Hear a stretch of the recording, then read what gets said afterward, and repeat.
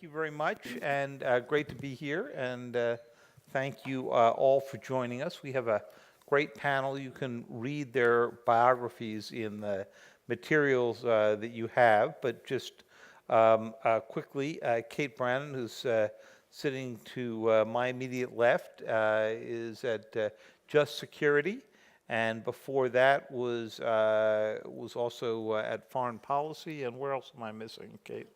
And Politico. And then Neal Pollard, right next to Kate, is at PricewaterhouseCoopers, LLP, and has spent fascinating amounts of time looking at specific incidents of hacking, particularly in the financial sector. My old friend Michael Sulmeyer, who directs the cyber initiative at the Kennedy School, at the Belfer Center at the Kennedy School, and previously worked in the Department of Defense in their cyber policy operations. And then Richard Weitz of the Hudson Institute, right down here. And so we're looking forward to a good conversation here. We've got about an hour and a half, and we'll of course turn to many of your questions along the way. Michael, let me start with you, since if the theme of this conference today is the illiberal world order, I would say the sub-theme of the conference is the world as the North Koreans have tried to go remake it. And we'll spend a lot of time at the conference, have some today, and certainly will tomorrow, about the North's nuclear capability.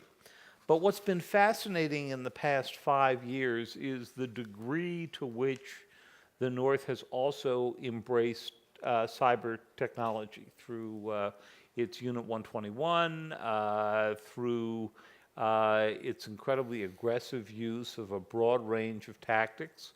We've seen the attacks, of course, on Sony. We've seen the financial attacks. We saw Dark Soul, which was the attack here on both banks and the media.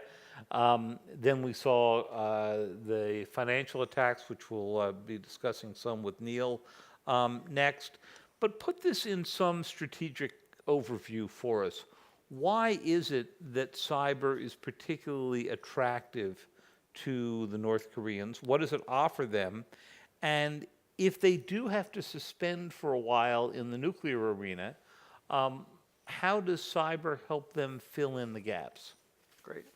Well, thank you, David, and it's a treat to be here. It's my first time in Seoul, and getting a chance to talk about these issues here is a treat. I also want to note we have retired General In-Sub Shin here in the audience, for those of you keeping score at home, a leader in this field in South Korea. So, sir, it's a great honor to have you here as well.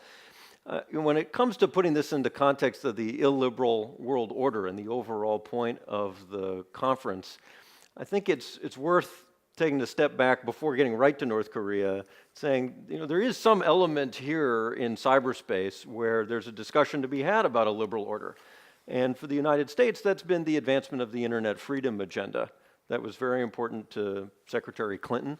I don't think North Korea had a particular dog or love in the fight of the Internet freedom agenda, but the question over how Russia and China on the one hand and the United States and the Western allies on the other have looked at that question about the future of Internet governance, even though it really comes down to such mundane issues as the domain name system and the address book, that is one battleground that you can still see playing out about, are we going to see an extension of the liberal world order in cyberspace, or are we not? I think the Obama administration actually gave up a little to get a lot to preserve that aspect of the liberal world order, and I think so far it's been working, and there's been no sign of really any change in policy by the new Trump administration. One area, though, where I would say the discussion about whether or not we're in a liberal world order or not is over, and it's been over for about 15 years, is about norms of peacetime behavior. And this is where you start to see and link in the behavior of states like North Korea. There's been a big effort among Western states to try to promote international norms of behavior in cyberspace during peacetime. I think the time for doing a big deal and an agreement among states to self-limit probably about 15 years past the time when it would be credible to bring everyone to the table, including our competitors, not just our allies. North Korea is a perfect case of why this is so difficult to do now. They find it incredibly attractive to have an unrestrained set of capabilities, to continue to develop new capabilities in cyberspace, to pursue their objectives, right? Why would states today self-limit when they believe that hacking pays? Right? You, at some point, if you want to do a deal and think about a liberal world order with institutions, everybody has to agree that the risks of something are worse than the unrestrained benefits. I think right now people still think that the benefits outweigh the risks. For North Korea specifically, some of you may have seen there was an article recently by Tim Martin in a competing paper from the New York Times. We won't say the full name, but it begins with a W and ends in an All Street Journal. And his thesis is really that the North Korea is getting much better at hacking. And yes, of course, there's an element of this where the more they're at it, the more practice they get, the more skilled they become. That's certainly true. But I do think they have a particular set of motives which makes them more compelling in cyberspace. It's less that they are rock stars at a technical level and more that their motives are more determined. To be able to beat the sanctions, right? Cyberspace and especially hacking to evade those sanctions and get access to currency is a ripe opportunity to cheat. So they're going to take full advantage of it. No need to self-limit because that's almost a survivalist type of issue for them. Michael, they kind of turned to that a little bit after they did some more traditional attacks. So we'll take up with Neal in a minute those. But if you go back just 3 or 4 years ago, the Sony hack was a political hack. It was intended to retaliate for a truly bad movie that they did not like. We can save 2 hours if you haven't seen the interview yet. You can save yourself some time. And if you think about the attacks here, the Dark Soul attacks, for example, they were also fundamentally about politics. It's only in the past 2 years or so that they figured out this is a great way to raise money as well. Sure. I think the bond that links those together is that they're not focused so much on hiding. This is not a group of hackers that is looking at this, in my mind, as a truly unique espionage capability. To send political messages, basically they're okay being noticed. They're okay being called out. Sure, they'll deny it publicly, but it's more like what the Russians have been doing over the last couple years, bold type of activities, not so focused on trying to obscure attribution to score those points. Very good. So Neal, tell us a little bit about their turn toward the SWIFT system. They had an incredibly bold attack, to use Michael's phrase, that nearly netted them just short of $1 billion, save for the fact that they made a spelling error in sending false transfer notices that got noticed by somebody at the New York Fed. They only got 81 million out of that billion. But one day they're going to sort out their spelling, and they'll be able to sort that out. Why was it that this attack was so different, and what did it tell you? Sure. I want to second Michael's point about how enjoyable it is to be here in Seoul, and thank you all for the opportunity to speak to you on this issue. I also want to agree with Michael's statement that we're probably about 10 or 15 years too late on the opportunity to come together and put some sort of international normative guidelines around just the sort of activity that we're talking about. And David has mentioned two specific events that happened over the past couple of years, which are two of maybe 5 or 6 that really define an unprecedented and what I think a trend in how states use this sort of thing. One is, of course, the Sony Attack, which I will assume most of you are familiar with. It was done for political, and there was also Dark Soul, done for political motives. And then also there was the attack by what's been termed the Lazarus Group on a number of banks across the world. And they didn't attack the SWIFT system. For those of you who aren't familiar with the SWIFT system, Society of Worldwide Interfinancial Telecommunications, basically, it's one of the systems by which banks move money. They send an order to corresponding banks, and they say, please move X millions of dollars, won, yen, whatever, from point A to point B. And then those instructions are received, money is moved, it's settled, good to go. Can I slow you down and just ask you to define the Lazarus Group for those here who may not have heard that group? So identified Lazarus before? Group is a group that is attributed to being affiliated with North Korea and attributed by some government statements as well as some independent security researchers, which raises an issue of attribution that I want to close with in terms of it's not as difficult as people make it out to be, which opens up a lot of opportunities not only for technical response and prosecution all the way up to some of the things internationally we would aspire to, whether or not it's 15 years too late. Anyway, so the Lazarus Group is a group of hackers, and this is in the vernacular of where I work. At PricewaterhouseCoopers, I investigate cybercrime. A client gets hacked, we go in, pull data off metal, try to figure out who, what, where, when, why, how did it happen, what happened, and then give them a report. And these are always perpetrated by groups of human beings that sometimes go by marvelously colorful names, usually out of science fiction, or the security has called them Advanced Persistent Threat. So we give them the very colorful name APT-5, APT-32. But they are groups, they behave in certain predictable ways. And a lot of them are state-sponsored or state-affiliated, sometimes entrepreneurial, sometimes a direct instrument of the state. Lazarus Group is one of those that probably spans both of those, commonly attributed to be affiliated with North Korea. So what they did is they used a number of approaches. It's a complex system how a bank has access to the SWIFT system. It uses proprietary software to send the communication, to send the order, but then it has authentication. So send the order, now I have to go through a second control, prove that you are someone who's authorized to send that order, and then a third control, which is either print something out or save something to a file that validates in a third control mechanism that this is a valid order and it was valid authentication. So at least 3 layers of controls plus a few others. Those are all different electronic systems. Those are all different, sometimes human process systems, right?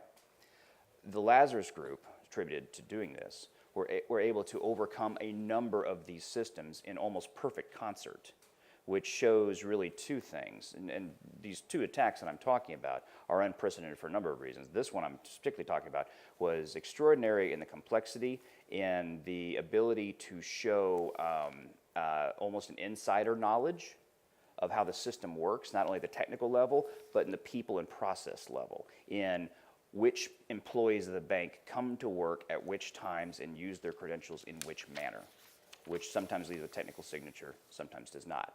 Their extraordinary knowledge of how each bank, and Bank of Bangladesh is one that has been publicly reported to have been victimized, a bank in Vietnam, a bank in Ecuador, these are not banks that are close together geographically. So the complexity and the ingenuity associated with this attack was unprecedented. And do we have any indication they had insiders in any of these?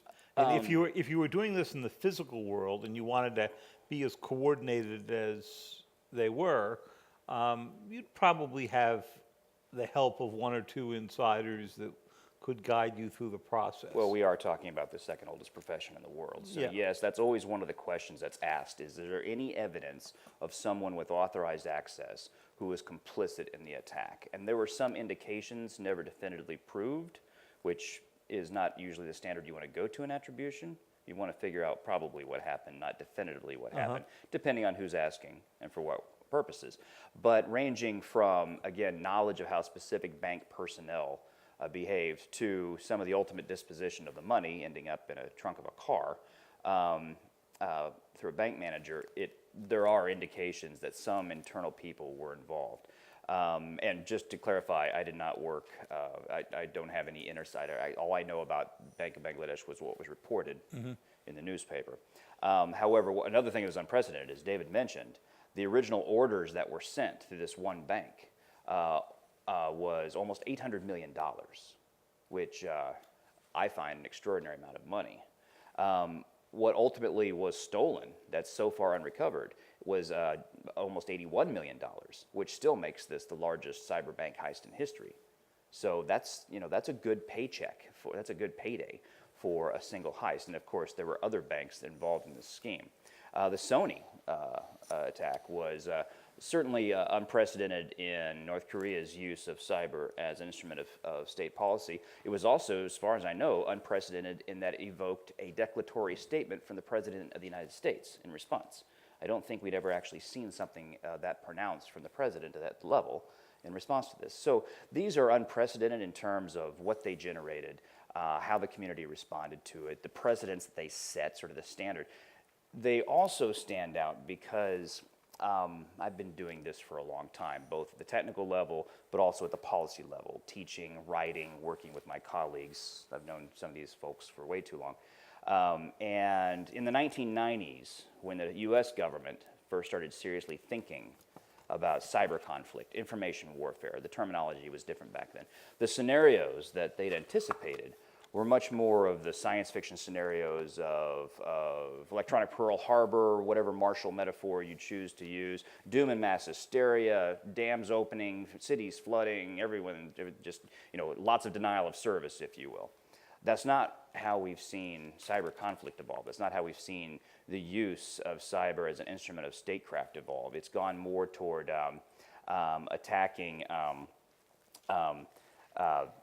what I just talked about was the availability of systems. So flatline systems, take out power grids, take out electric power grids, all these scenarios that we dreamt up in the 90s. It's been basically attacking either the confidentiality of data, which is also called theft, which is good old-fashioned stealing, either for espionage or economic purposes like financial theft, or it's undermining the integrity of systems, undermining the trust that we have in systems, getting us to not trust the systems or not believe the systems or be misled by the systems. And that, which what you see, it's very popularly reported with the U.S. election systems and the hacking and the fake news and the attacks on social media. That is what we've seen as sort of the future of cyber conflict, which concerns me because to me that is, when you attack trust, it has every bit as much potential for undermining the stability, the economic, social, and political stability as you'd think of some of the scenarios from the 1990s, except the potential for escalation, because we don't know these guardrails. We don't have the collective sense of what's acceptable and what's not acceptable. Can lead to potential escalation and possibly even conflict. So this has, to me, transformed the important question of not necessarily, will states use cyber conflict, cyber attacks as instruments of statecraft? I think it's clear they will, and there's other examples we can talk to. What I think is the interesting question is what type of cyber attacks are most likely to escalate to conventional conflict, which I think is the dangerous question. Well, that's a great issue, and I'd like to turn to both Kate and Richard to take that up. Kate, let's start with you. So at Just Security and in your past jobs, you've spent a lot of time writing about how nations compete with each other, how they undercut each other, and certainly how they enter into open conflict. So what we've just heard from Neal is that cyber's a piece of that while we spent a number of years thinking about sort of cyber Pearl Harbors, the big attack that takes out the power grid from Boston to Washington or San Francisco to LA. And while that's a concern, that's not actually what we're seeing day to day. What we're seeing day to day is either theft of the kind that Neal was describing involving the Bank of Bangladesh, or you're seeing Russia hack kind of data manipulation, which we saw in the election, but we've seen in many other cases. Occasionally you're seeing destructive hacks, but of that kind, which are a little harder to pull off. We've seen, Stuxnet obviously against the Iranian program. You've seen attacks against a German steel mill, a Las Vegas casino. I guess I would categorize Sony as a destructive hack since it wiped out about 70% of their computing power at Sony Pictures Entertainment. But tell us a little bit about how this fits into the kind of overall strategies short of war that we've been seeing among nations around the world for a few years.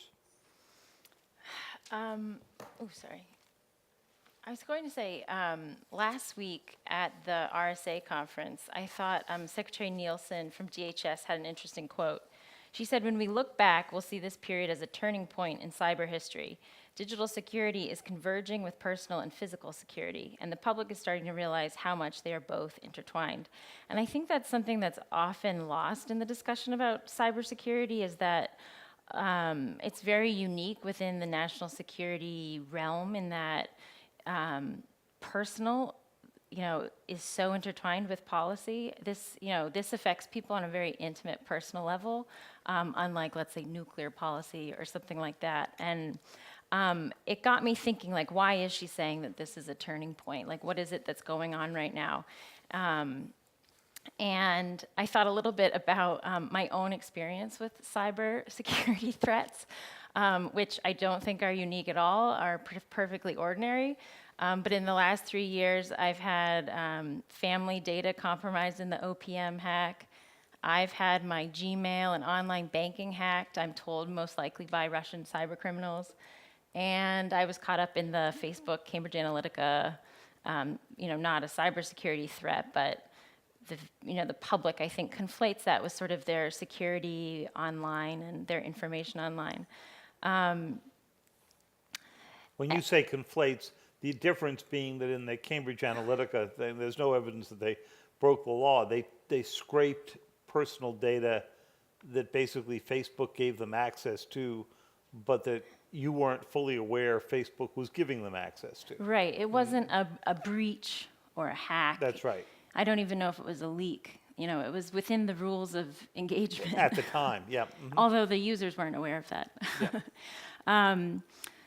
So sort of one of my takeaways from my own, I know it's kind of maybe pedestrian to tie it to my own experiences, but it helps me think about it, was that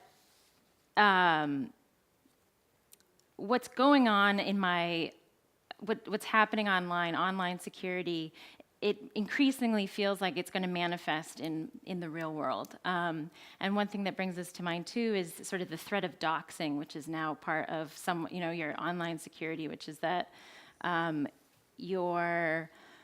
whether it's your address or your kid's school will be put up there, and then an angry mob can show up on your street. And as a journalist, this is something that you think about sometimes now.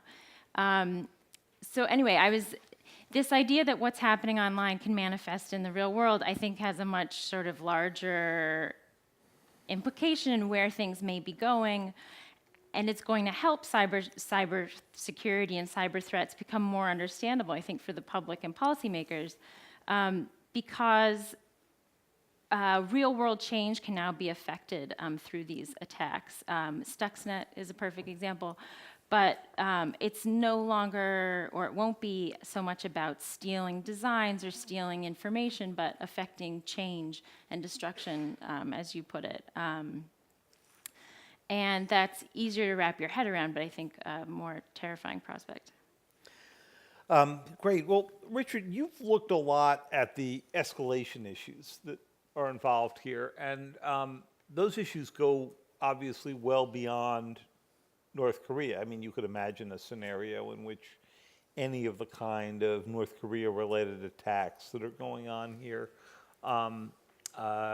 could get escalated into a more conventional kind of setup. But you really see that among the larger nuclear powers, China and Russia. And I think one of the things that's sort of underappreciated is the degree to which cyber, if that's your opening gambit in a conflict, can become destabilizing. And you've got some interesting theories about the conditions under which it can and the conditions under which it really isn't that destabilizing. So maybe talk us through a little bit of that. Sure. I just wanted to begin, though, by giving, I think we all should give our kudos to Asan. I was actually here at the first Asan Plenum, and just seeing how successful the plenum has evolved, how really, the administration is flawless, and the people who come here are always very high-notch. And just in general, Asan came out of nowhere and built the most influential think tank in East Asia. I think we were all very impressed in Washington by this process. And we benefit in Washington from the junior scholars that Asan's given us. I just want to thank Asan for inviting me again, and also thank, I think we should take note of this accomplishment. In terms of the general question on escalation, which is a good one, I'm at Hudson Institute. Hudson is, Herman Kahn built that escalation ladder. If you've seen Dr. Strangelove, you know what you're getting. And the challenges in the past, Russia, the U.S., China, the U.S., especially Russia and the U.S., we've been thinking about a lot about how any conflict could arise, how we could look for fire breaks in the sense of if there's we would keep attacks away from our homeland, or not use certain weapons, or not target. And so in the nuclear realm, that's a challenge. But as we see in the nuclear posture review, people are still thinking in this logic, thinking it's possible to have a controlled nuclear war, in the sense that you want to persuade the other side that they can't do something like that. When you throw in these other disruptive technologies, hypersonic systems, strategic defense, high precision conventional strike, it becomes very complicated, and cyber is one of those complicating factors. And so people are debating this and what that effects it has. Some people think that cyber is a fundamental challenge to mutual assured destruction, just because of the features it has. My own view is that in some way it enhances deterrence in the sense of preventing a conflict from breaking out, since military planners don't quite know the effects of cyber weapons in any conflict. And so that's just one more factor why you want to avoid a conflict. But once a conflict breaks out, I think the cyber would make it even harder to prevent us moving up the escalation ladder from limited strikes with conventional weapons to nuclear and beyond. I mean, the problem with cyber weapons is the countries that have them, hide them, right, until they're going to use them. Because if you could tell somebody that their vulnerability, they'll try and protect it. So we don't quite know what's vulnerable, and so it's harder to map out the kind of scenarios you might see. In addition, once it starts, there are all sorts of complications. A side could engage in a cyber strike to disrupt the other side's command and control as a defensive measure to limit the damage they might receive in a conflict.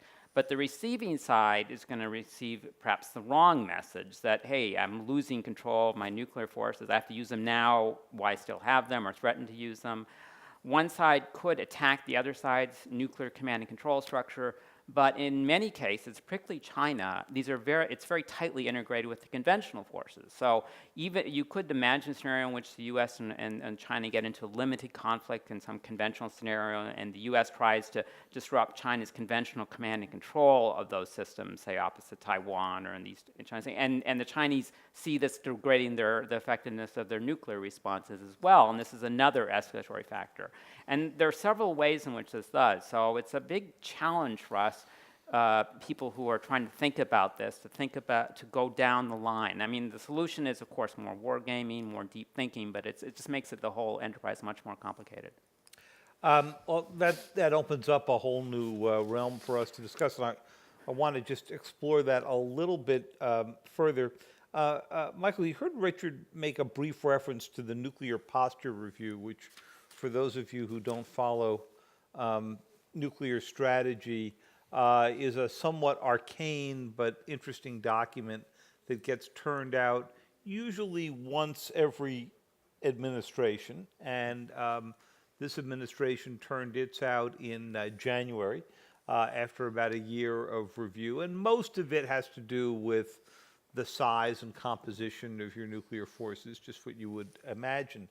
But there was one fascinating new line that was inserted in the opening section of this nuclear posture review when it came out. Of course, Washington being Washington, the line leaked weeks before the actual report came out, but then the report did come out with it. And the line said essentially this, I don't have the wording right in front of me, but what it added in to the traditional discussion was that if there was an example of the United States being attacked in a crippling attack on its infrastructure by a non-nuclear weapon, the president would reserve the right to use a nuclear weapon in response. And we all started probing the Pentagon and saying, so what kind of non-nuclear strike that would be broad and effective against critical infrastructure do you have in mind? And the only one they could really come up with was a cyber strike, because it would be hard using non-cyber methods to have something that was widely crippling to infrastructure. And so to a lot of people, Michael, this was sort of a crazy idea. You start off with a non-nuclear strike, a cyber strike, and you respond to it by escalating it to a nuclear conflict. Particularly hard if the country that struck you, say if it was China or Russia, has nuclear weapons of their own. And so suddenly you're into exactly what Richard's just described, of an escalation where you've moved rapidly from a devastating cyber strike to a nuclear exchange. So is this just words on paper, or is there actually new thinking underway here? That's a great question, and it is, on the one hand, I don't actually think it's that big of a practical difference from previous administrations. Previous administrations, I don't think, took this off the table. They didn't come out explicitly and say, we will never use nuclear weapons to deter anything other than nuclear or strategic strike. But they also didn't raise the possibility explicitly. But in the, 2011 international strategy, the declaratory statement from the Obama administration was the ability to retaliate and respond at a time and place and manner of their choosing. So, again, it's about leaving even drastic options on the table. I can't just help but note, it is so at odds, though, from escalation reality, which is that it is so difficult just to get the seniors to publicly attribute who did it in a press conference. The idea that you could then escalate somehow to nuclear use is just so divorced from the reality. And when they do attribute, frequently it's 4 or 5 months later. It's a little bit hard to go in and use a nuclear weapon and say, remember what you did to me last July? Exactly. Yeah. So right. I mean, there's a huge gap between reality Right. and what we're talking about in terms of those escalation theories. And I think some of the challenge there too, just the credibility of following through on that statement as an implied threat, goes back to something Michael brought up, which is it's probably 15 years too late to start normalizing that as a legitimate option, or at least start discussing, well, what kind of scenarios would someone pull that option out? And there's a number of reasons why states continue to do this and continue to find new and interesting ways to use cyber attack and cyber weapons. One's because it's a very low barrier to entry, obviously. It pays dividends, $80 million in one that we just described. And also because traditionally there's been not a whole lot of risk.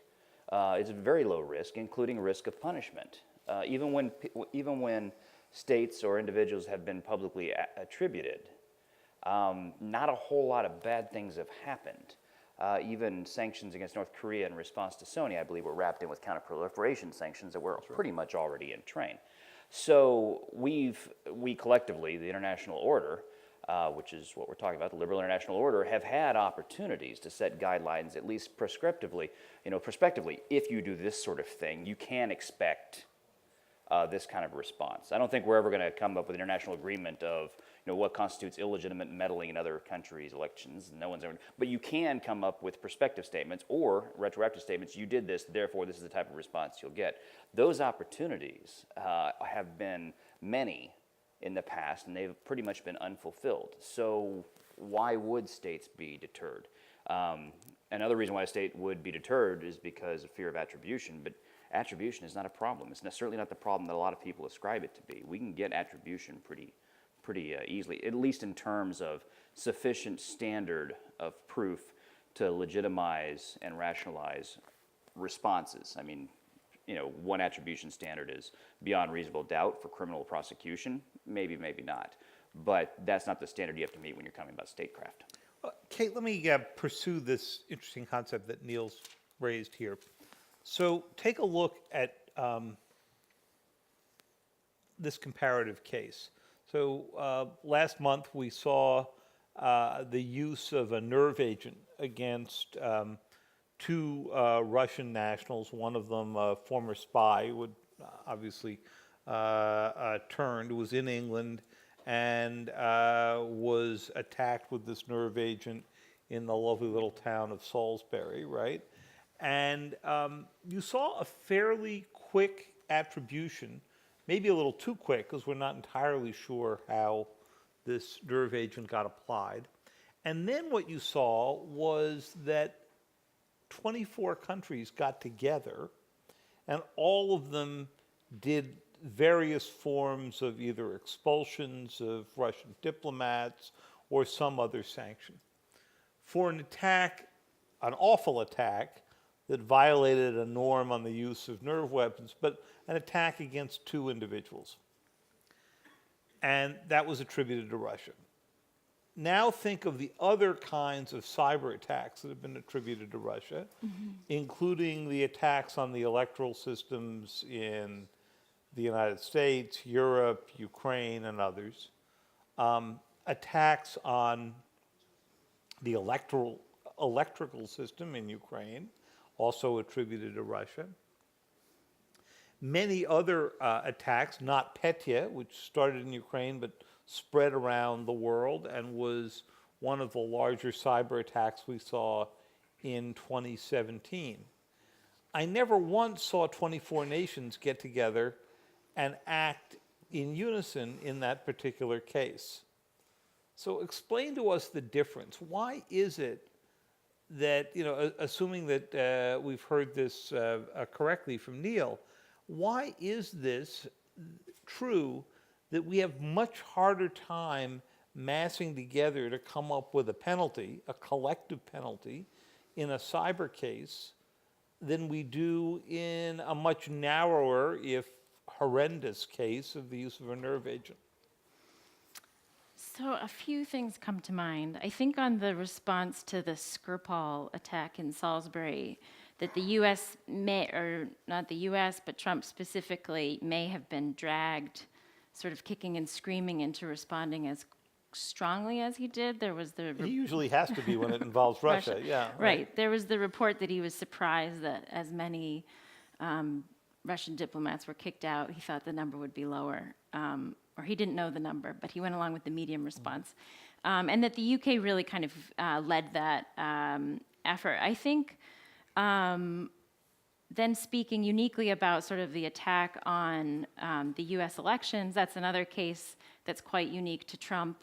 And I think stymies the US's broader sort of cyber strategy, which is if you can't look that attack in the eye, which he is unable to do, you're really not able to sort of address the global cyber security picture without sort of talking about Russia and what role Russia's playing. And then I think the other thing, comparing sort of cyber attacks to this nerve agent attack, I think Western countries are comfortable with the idea that they aren't going to use a nerve agent on an individual, on an American living abroad or whatever it is. That's sort of something that they can agree that it's not a tool that they really need to maintain themselves.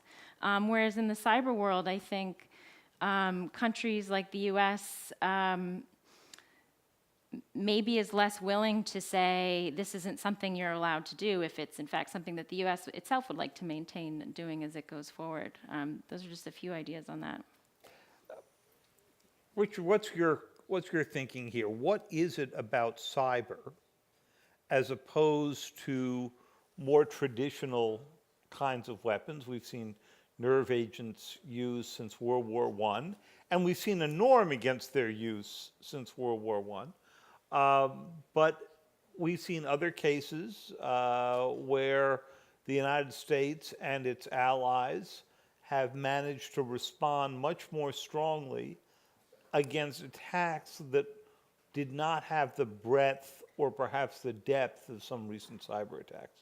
Right. I think in the context of this breaking down liberal world order, I think a couple comments would apply to some people said. So it's true, we wouldn't use a nerve agent against an American who was committing a crime, but we have used drones to kill an American who was a member of a participating of terrorist activity. So that's a norm. Perhaps in the past we might not have done, but because of the way terrorism's evolved, it was seen acceptable.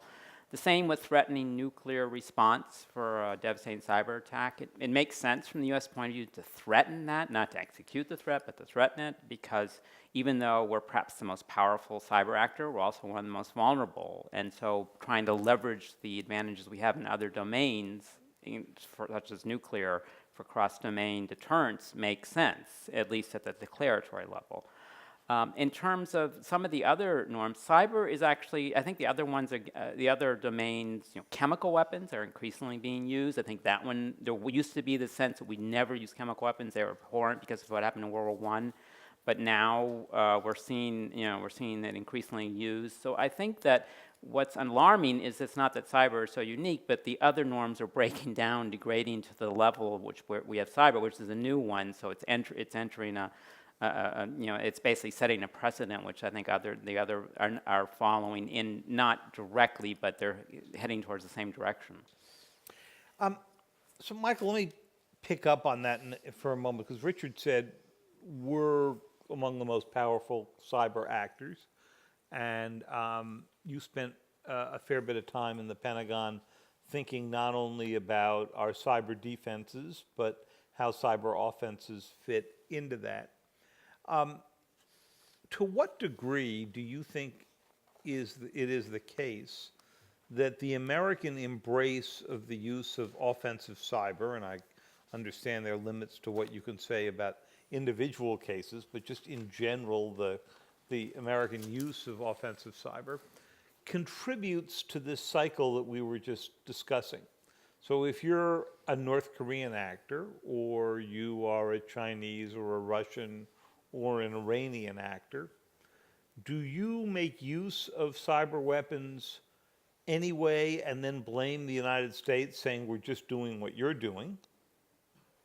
Or are you actually motivated to build a greater cyber capability because you see the United States building one? It's a classic arms race kind of question. No, it's a great point, and gets to that quote, I think, from the movie you were involved with, where there was an interview with Hayden, our former NSA director, and reflecting back, saying, somebody crossed the Rubicon.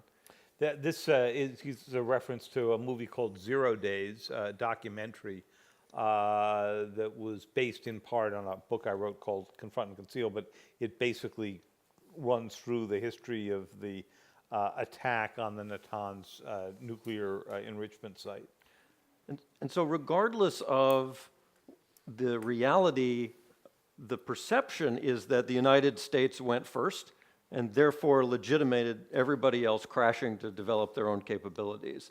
I don't think, though, that a continuous U.S. transparent discussion about offensive capabilities contributes, though, to other states wanting to develop those capabilities. They don't need an excuse anymore to do that. I think they see sufficient benefits without needing external justification to pursue those capabilities. They will blame the United States, absolutely, but I think in reality, they want to do it anyway because it pays.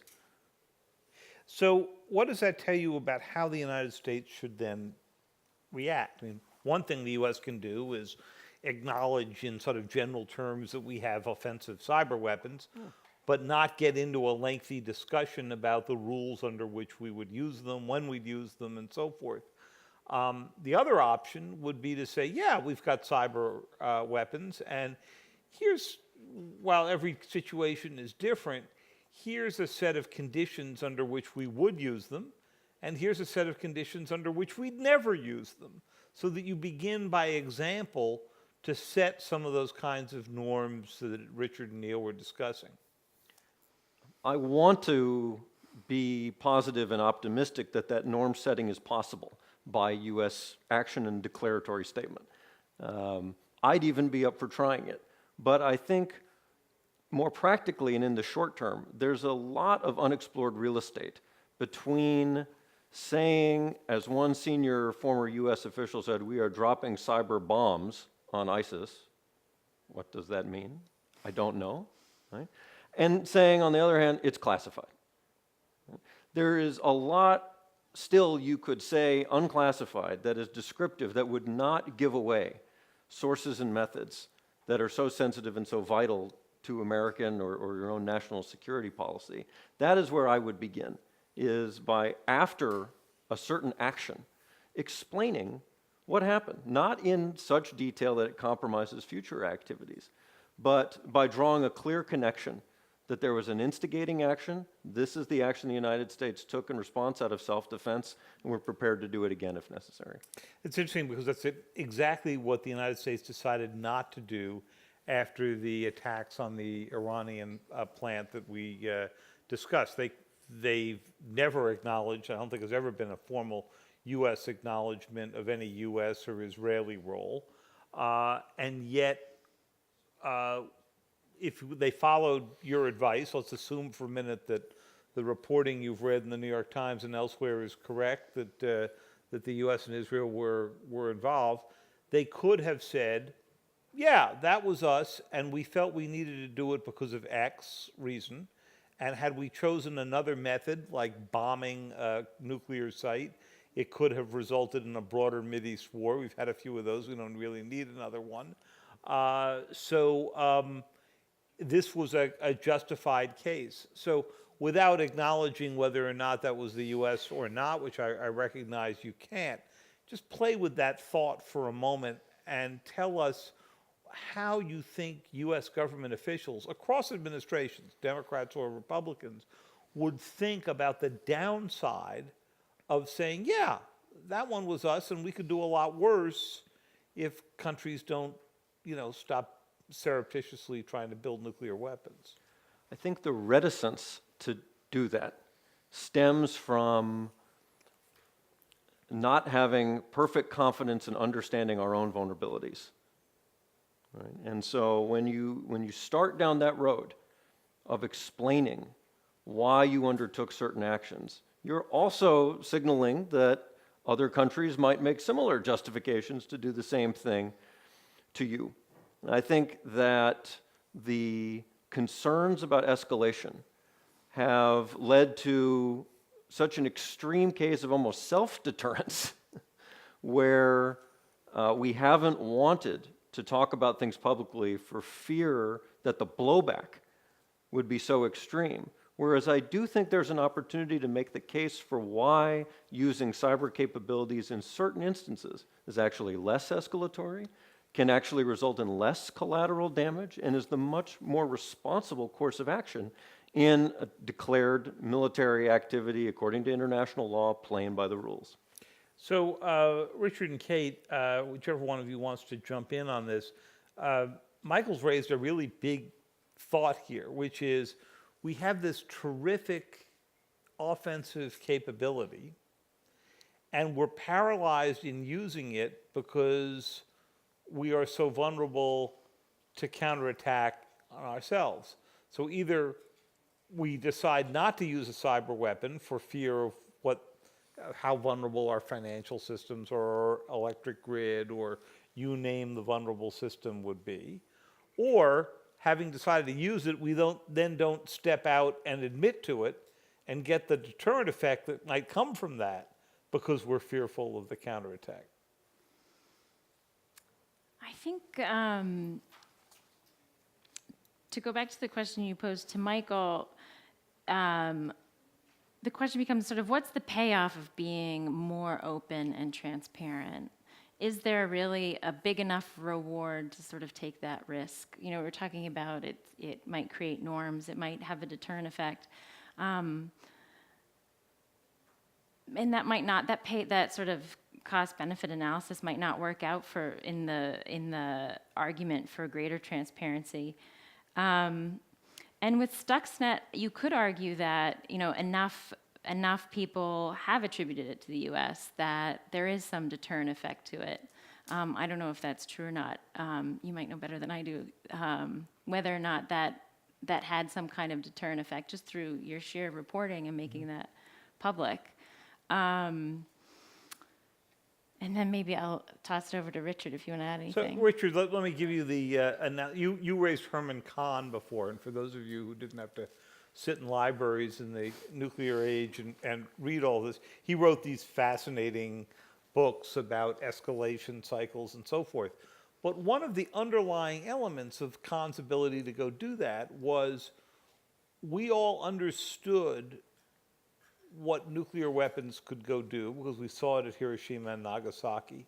And so while most of the details of nuclear weapons were classified, how you build them, who's got authority to launch them, where we keep them, there was a really robust debate, which Kahn took to new levels, about the conditions under which you'd use them and how you turn them into a deterrent.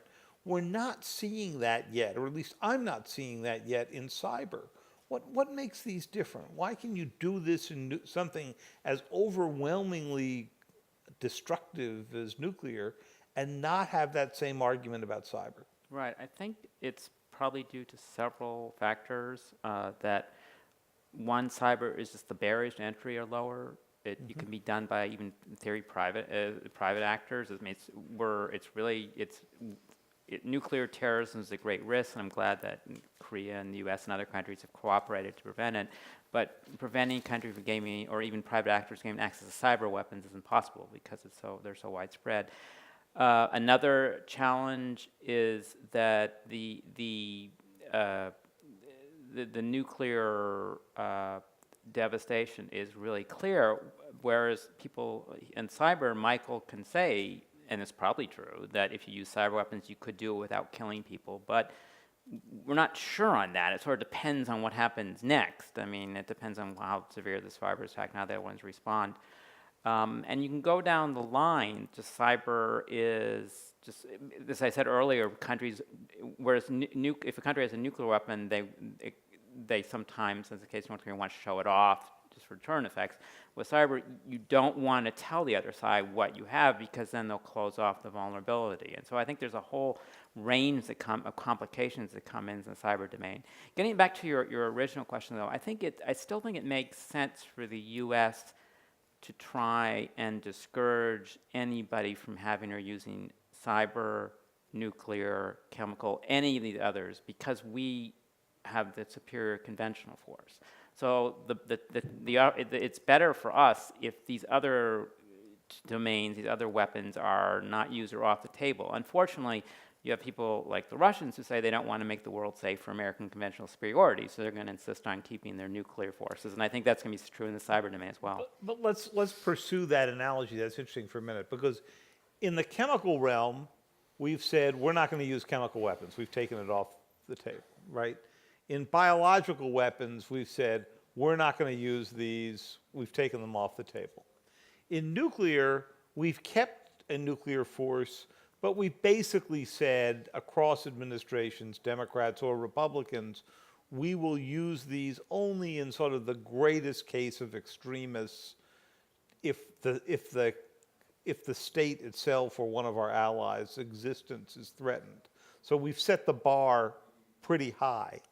But I think the question that you're raising here is, are we willing to do the same for cyber?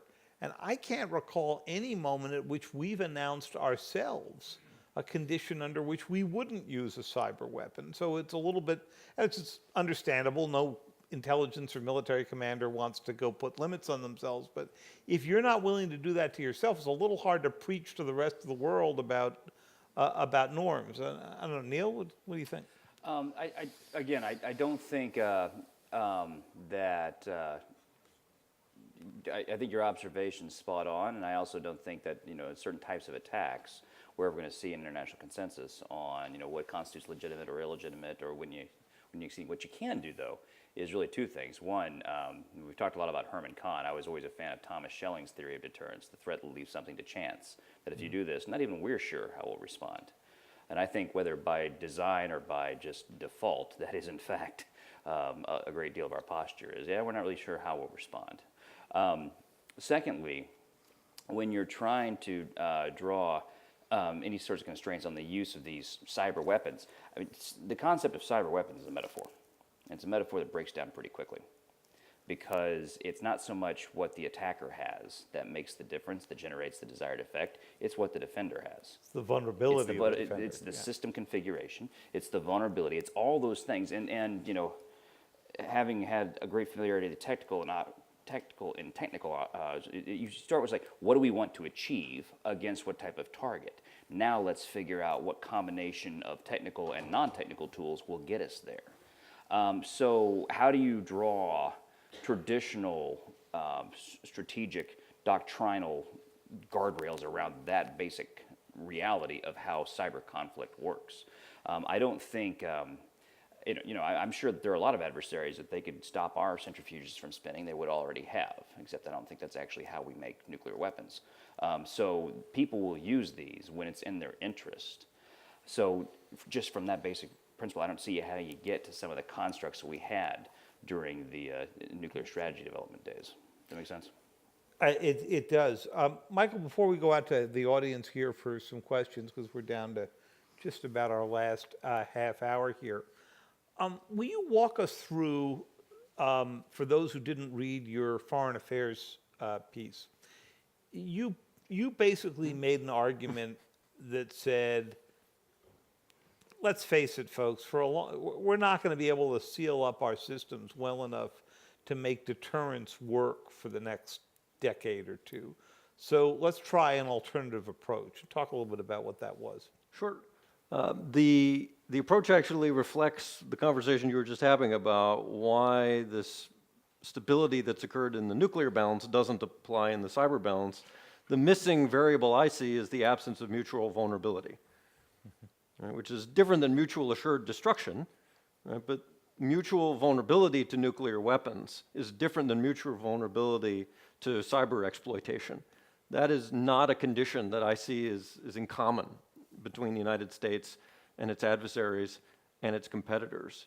So I do not think that deterrence is really an achievable objective. I also don't think it's a necessary objective to achieve. And so the article was trying to make the case not to deter our adversaries, but to degrade their ability to do it. Right? Take away their toys. Right? The obsession with deterrence to try to convince the other guy that it's just a bad idea, that hacking doesn't pay, is beyond, I think, the realm of possibility right now. But in the future, I hope it happens.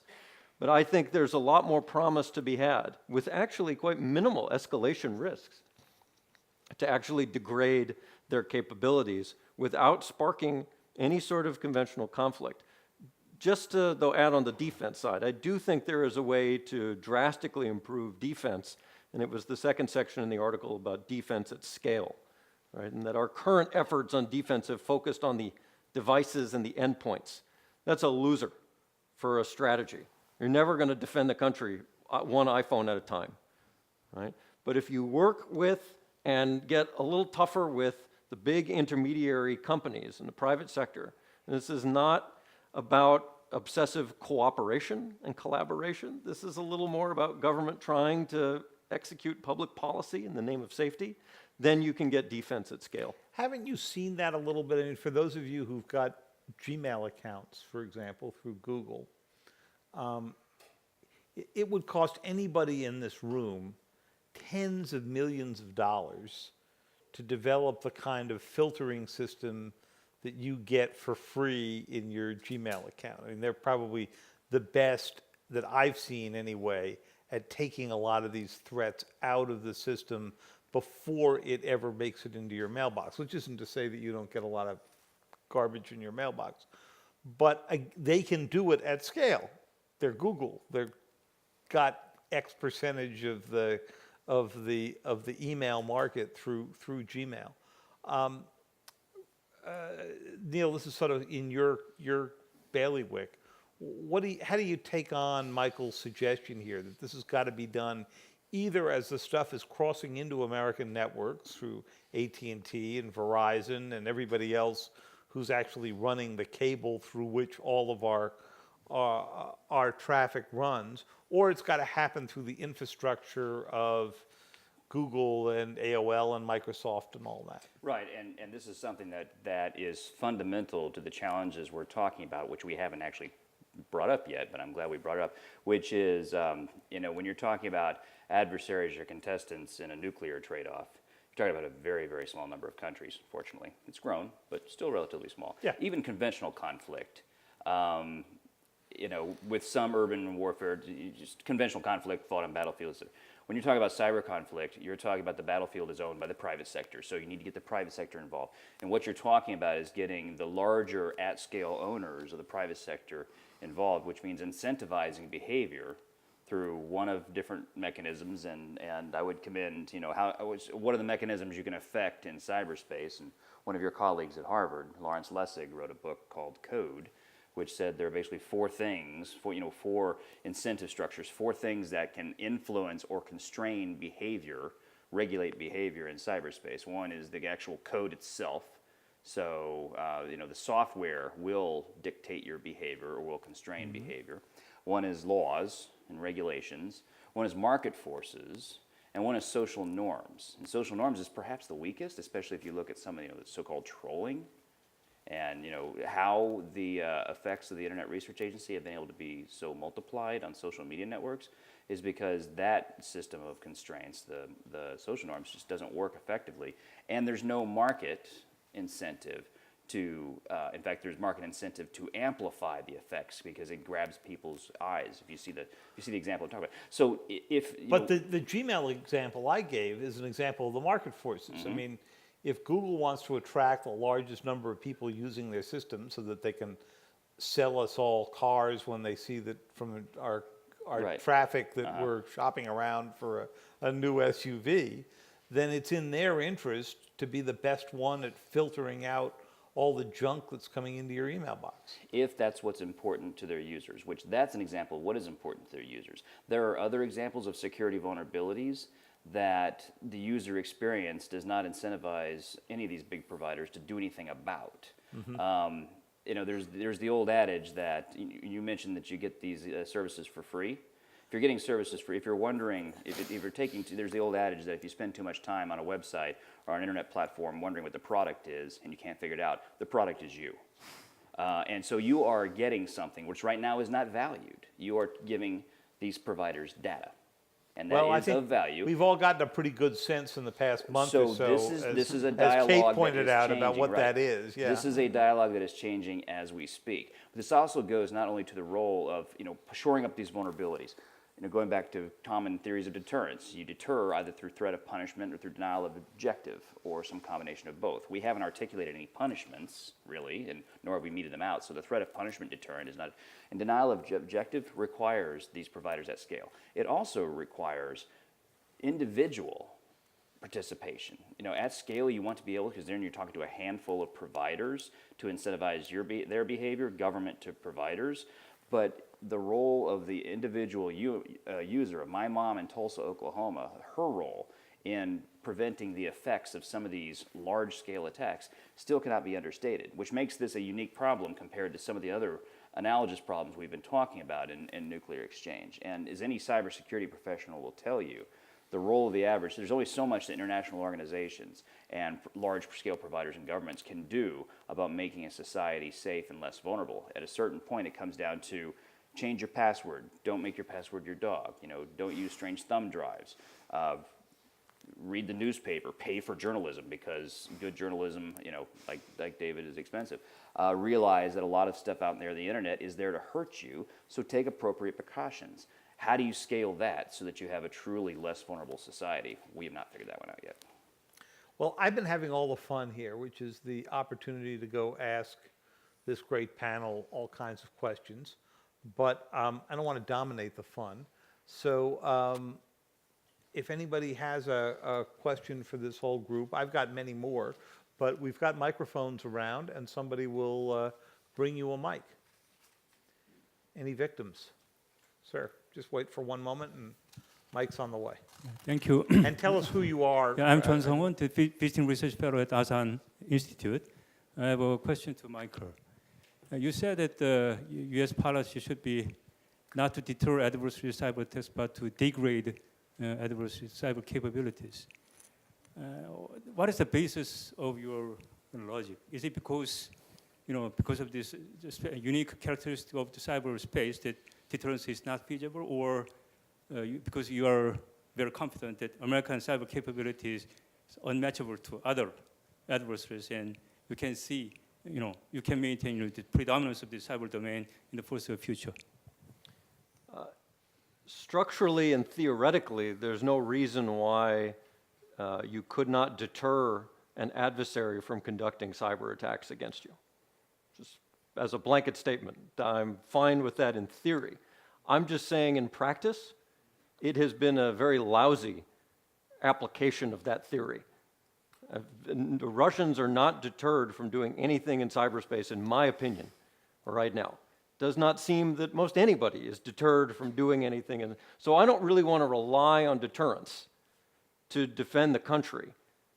When it comes to nuclear weapons, you sort of have to rely on deterrence because defense is not possible. But in cyberspace, you got other options, right? Degrading and defense at scale are other options. Like you remind me of the great, joke about the French discussing deterrence, and they said, yes, I understand it works in practice, but doesn't work in theory. Great. Other questions here? We must have some. This can't be that shy a group. Even jet lag can't cause this. Yes, sir. Well, thank you very much. My name is Peter from the Embassy of Hungary in Seoul. I'd like to have a question which I seriously hope that I can actually form a question at the end, which might go into the extreme. You are talking about cyber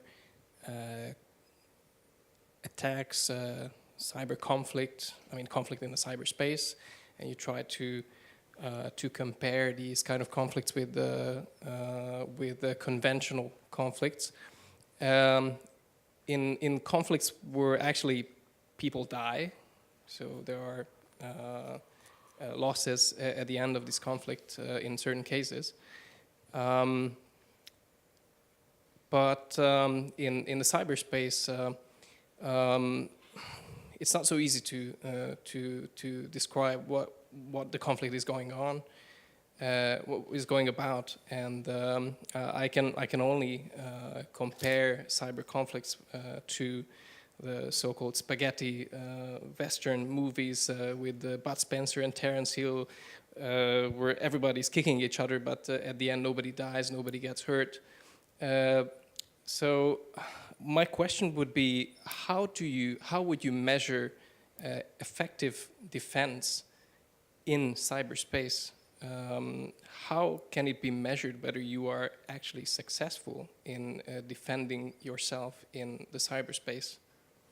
Let me ask Kate a version of this and ask her to take up your really interesting question, because if I understand the essence of your question, and tell me, Peter, if I've got this wrong, is so far we haven't seen human casualties in cyber.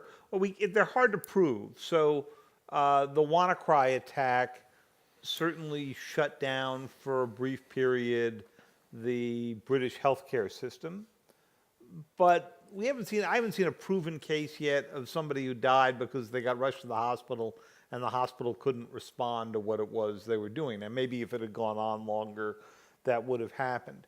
We've seen power outages that the Russians triggered in Ukraine, and I guess you could argue that maybe somebody would have been able to call the Ukrainian equivalent of 9/11 if they had a health emergency or something and weren't able to go do it. But you're absolutely right, it's been hard so far to find a casualty case. Kate, are we running out of the end of our luck on that? I mean, as we see these escalating cases, are we about to head into an era in which human casualty will be pretty evident? So that's, I think, what I was trying to say at the beginning, but very inarticulately. I was talking to Peter Singer at the New American Foundation recently about this, and he was explaining to me, up until now, when you think about whether it's computers, it's about communicating, it's about communication, it's about sharing information, it's about data.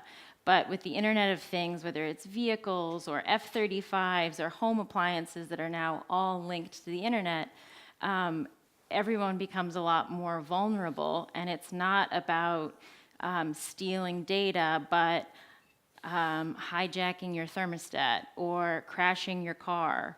And as he put it quite bluntly, someone's going to die. So that was his version of what lies ahead in the cyber realm, and that it will become much more understandable and easier to wrap your head around. Anybody else on that topic? Richard? Go ahead. I was going to say, there are ways to measure defense and improvements. So how long does it take you to apply a set of patches across your enterprise? How many cases of unauthorized privilege escalation did you have last year compared to this year? There are ways to measure it. Yeah, if I were to take the approach to measure, I think some of what Michael just mentioned can be applied at scale to more, measures of defense in conflict. Is reduction of vulnerabilities. We had X vulnerabilities discovered last year. This year it was more, so we're getting better. Something that is overlooked both in what we're talking about, but also in just basic cybersecurity, is not only improving defenses, but improving response and containment. So last year we were able to detect an attack, whether it's small attack or big attack. Last year we detected it in 70 seconds. This year we detected it in 50 seconds, and we contained it much more rapidly. We invest resources not just in prevention, but in response, because response is the essence from minimizing the effects of small cyber attacks or large cyber conflict. But another measure of effectiveness I would throw out there is our ability to keep it from escalating to a conventional conflict. If no one dies, then it's a better cyber attack than if someone died. Yeah, but just to follow on for a sec, because Neal had made the argument before, which I agree with, that there's a lot of that you can do just in the world of sort of personal hygiene here. If you're changing your passwords and if you're not using your dog's name, And thinking critically. or thinking critically or whatever, there's a lot to be done. And yet, if you take a look at a case like NotPetya, which was an attack directed initially at Ukraine, it quite brilliantly went after a system used by almost everybody in Ukraine by law, an accounting system that was based on an outdated, never patched old system. And the hackers who were involved in this case recognized that no amount of personal hygiene on the part of the Ukrainians was actually going to be very effective. And they went after this thing. And I remember being in Ukraine just a week later, and the first night I was in Ukraine, stepping out of my hotel to go see if I could find some dinner in a convenience store because all the restaurants were already closed. I had gotten in late, and I had no local currency, and I couldn't use my credit card because the credit card systems were down across the country. Now, Ukraine bounced back in a week or two, and they got that together. Imagine for a moment an attack that wiped out the ability to use a credit card in South Korea or in the United States. The economic impact of that's going to be a lot greater than what you see in Ukraine. Yeah, you're right.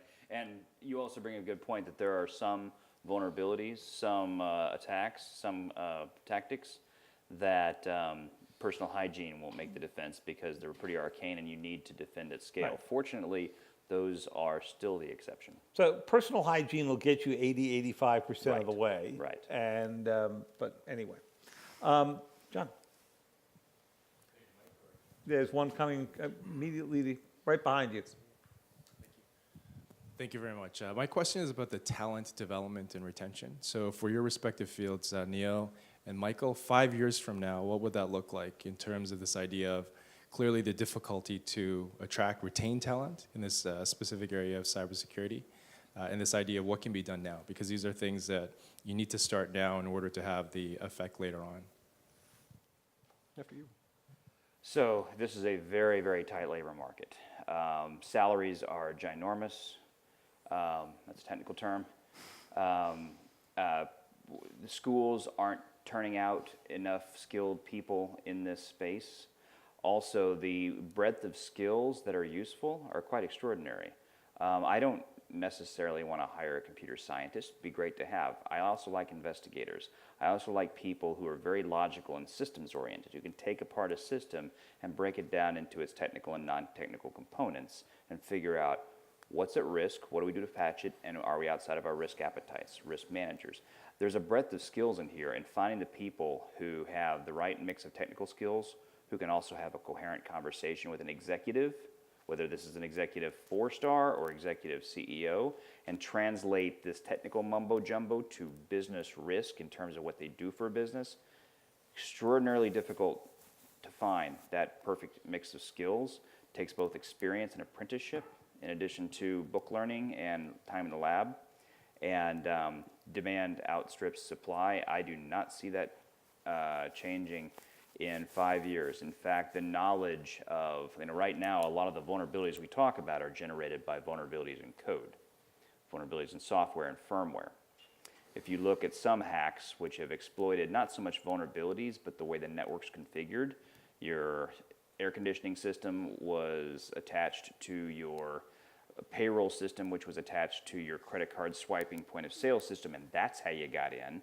That was a networking vulnerability. That was a way that a human decided to connect these systems that were otherwise just fine. They just were never expecting to be connected to each other. Take that to your toaster, your refrigerator, whatever else comes online. That bottle of water will sometimes be online, so it automatically refreshes when it knows that I've drunk it. The people who have that knowledge, not only of information technology, but the systems they're now supporting them, which were things that we're not supporting now, that's just going to keep growing exponentially and have even higher demand. So, good career choice to go into this field. And Neal raises such a fascinating question because one of the other debates we need to have is what are the things you do not want to have connected to the internet? Okay, so your nuclear weapons, that seems like a good start. Your refrigerator, I keep seeing these ads for an internet-connected refrigerator. I'm not really sure that I want the rest of the world to be able to determine what kind of food supply is coming into the house and when, and manipulate that. The kids' toys. The kids' toys, right? The TV set in your bedroom, probably don't need that one as well. So, I mean, there's sort of an interesting list, and yet you rarely hear people talk about those things that we should wall off, and maybe your car. But there is convenience and value In each one of those? in exchanging your data for the services from people that consume your data.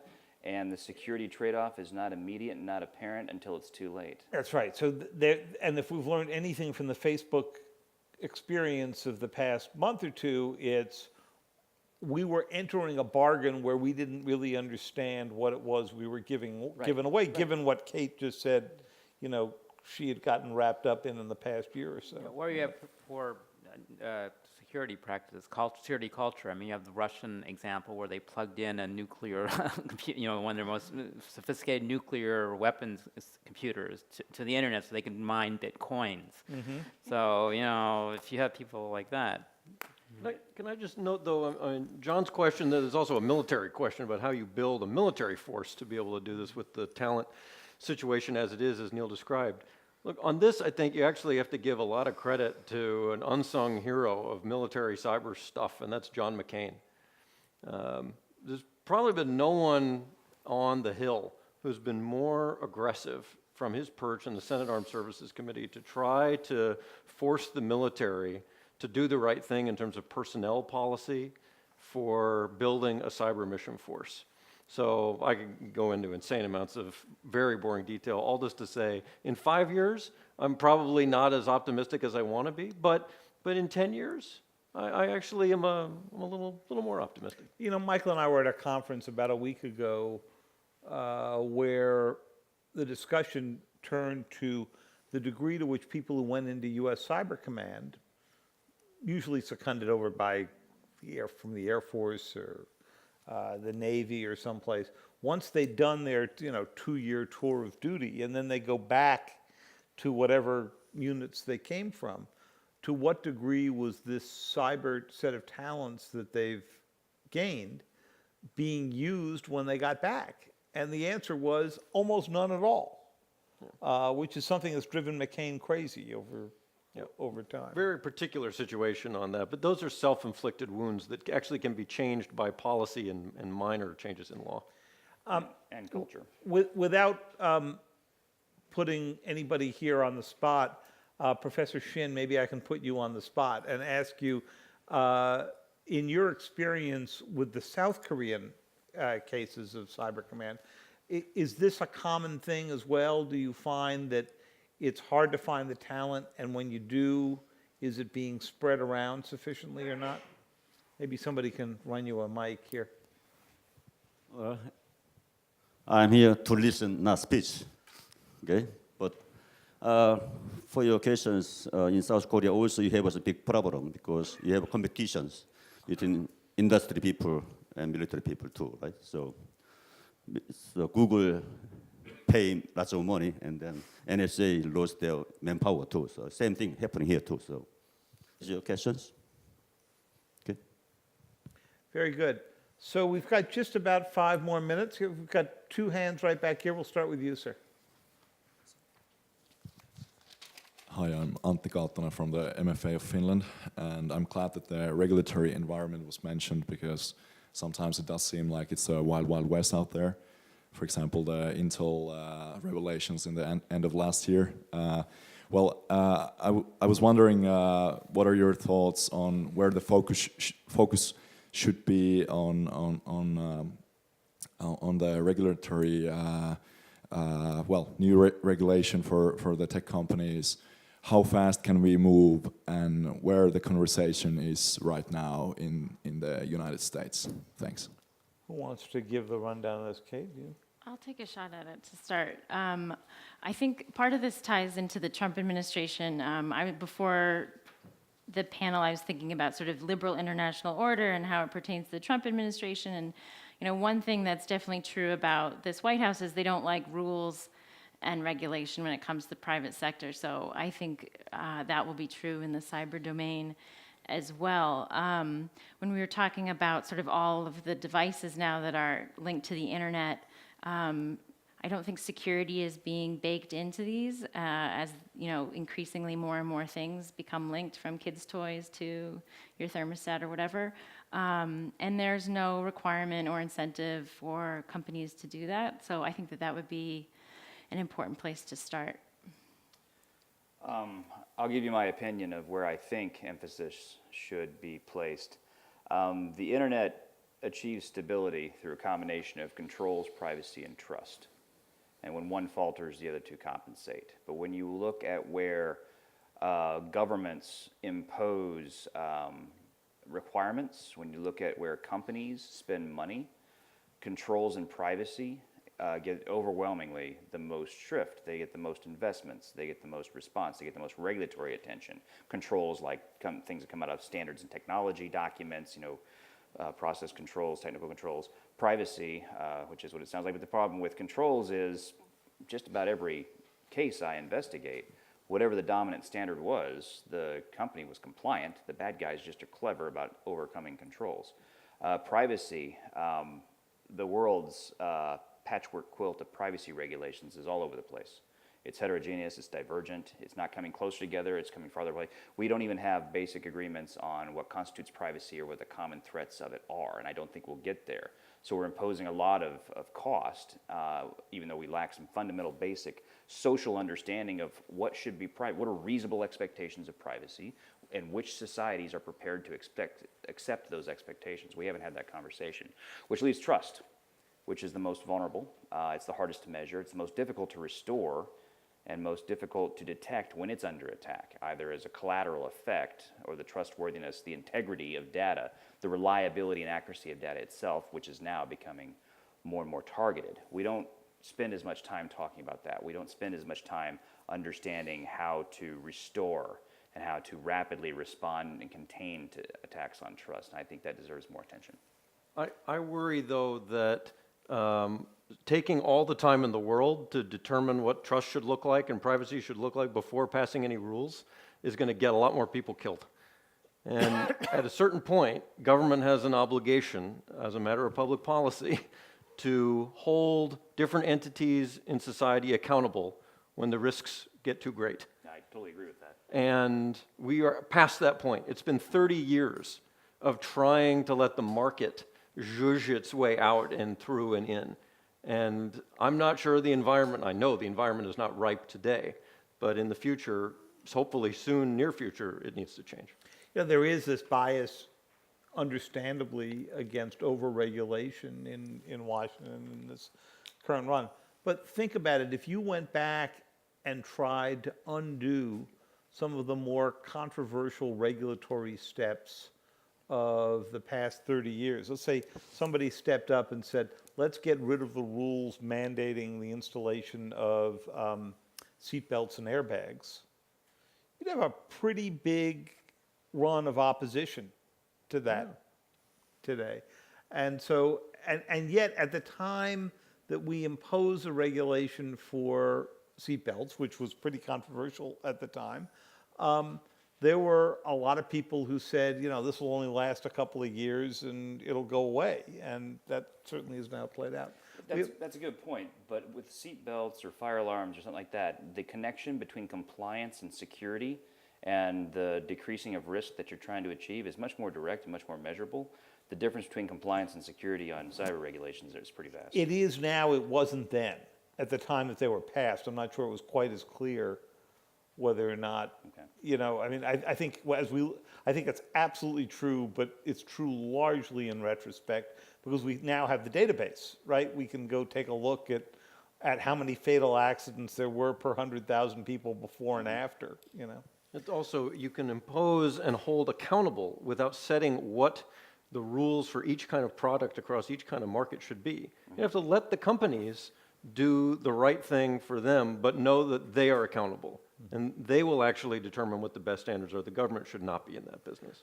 We only have time for one more, and I think there was one more hand in the back there.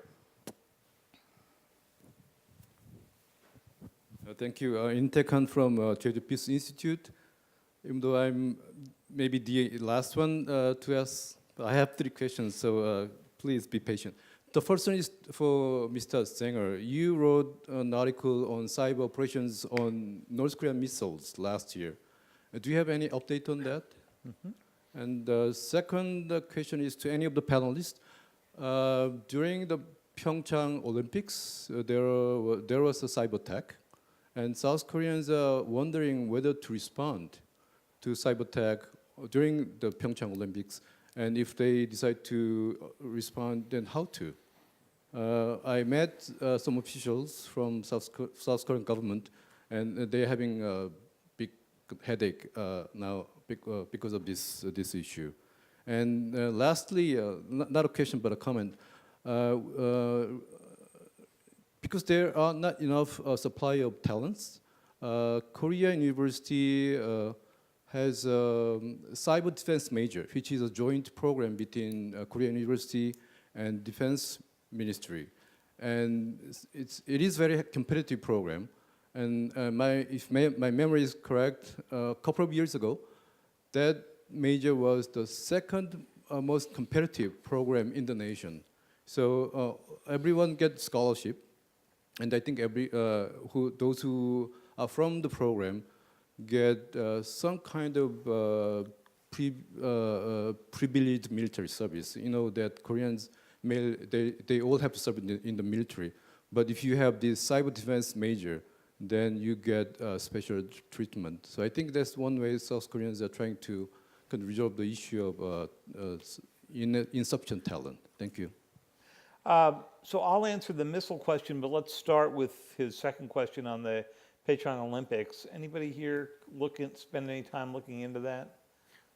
What I would have recommended in terms of response is to use this as an opportunity inside South Korean military and security services to say we need to develop the situational awareness to see this kind of material building ahead of time and be able to make sure that next time there are options that you can put in front of leaders to make sure it doesn't happen. And on the missile question, so the story that you were referring to, which we published in March of 2017, described a U.S.-led effort to try to use both cyber and electronic warfare techniques against the Musadon missile, which you may remember was one of the intermediate range missiles that the North Koreans were firing. They had a remarkably high failure rate, 88% on their tests in 2016 before Kim Jong-un ceased the testing in around October. And then, of course, they moved to a different design, the design that you saw tested much more successfully starting in the tests in 2017. And one of the interesting questions is why it was that a program that seemed to be successful, it's hard for any individual launch to know what the cause of the failure was, that seemed to be more successful against the Musadon, then wasn't as successful once you were dealing with a new and different design. Had the North Koreans figured it out? Did the US pull back some, and so forth? We haven't fully cracked the mystery of that, but in an act of completely shameless promotion, I will tell you that there's a book I'll be publishing in June called The Perfect Weapon: War, Sabotage, and Fear in the Cyber Age, and it's got a chapter that deals with, in a little more length than we were able to in the paper, on sort of exploring the mysteries of the U.S. attacks on the North Korean missile program. So with that, I want to thank our great panelists for what's been a really fascinating conversation. I think it's been in sort of the best tradition of what Asan has done here in the past decade or so. And I thank you all for coming and joining, and our panelists will be around for a good deal of the rest of the sessions if you need to go find them. So thanks again. Thank you.